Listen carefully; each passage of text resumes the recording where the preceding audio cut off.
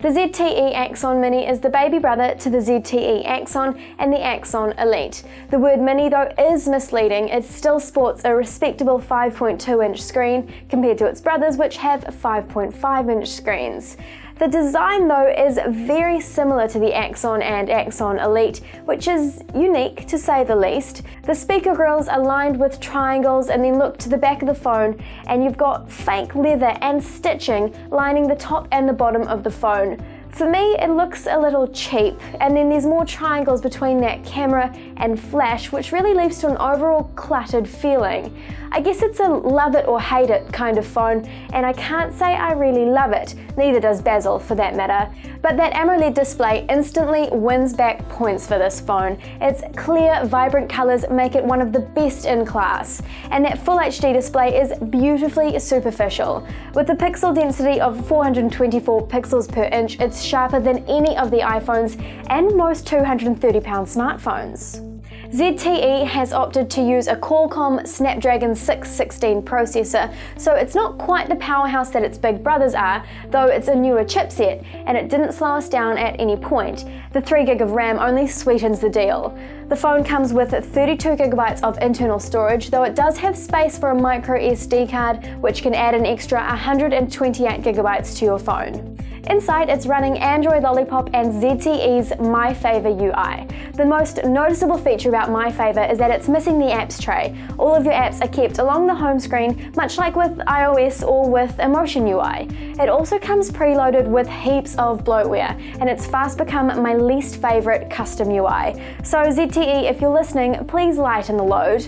On the plus though, if you install a custom launcher and delete all the bloatware, you are away laughing. In a bid to outdo its big brother, the Axon Mini goes where the Axon does not, and that's with a fingerprint sensor. It's well placed on the back of the phone, although it's not the quickest to respond and can sometimes leave you waiting 2 or 3 seconds until it gets it right. But it can wake your phone up from a lock screen, and that's something I love. It also has something called Force Touch, which is similar to Apple's 3D Touch. Hold your finger on an app and press down harder, and it'll give you a bunch of shortcut options.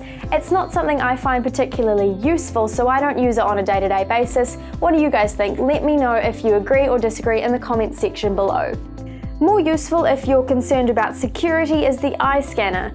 We tried to trick it with a video, but to no avail. As such, you can keep private images, files, and texts under a relatively secure lock and key, though it does grump if the lighting isn't great.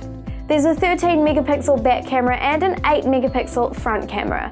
It's got a nice wide angle when compared to the iPhone, and macro shots do look fantastic, but you lose a little bit of detail in landscape by comparison.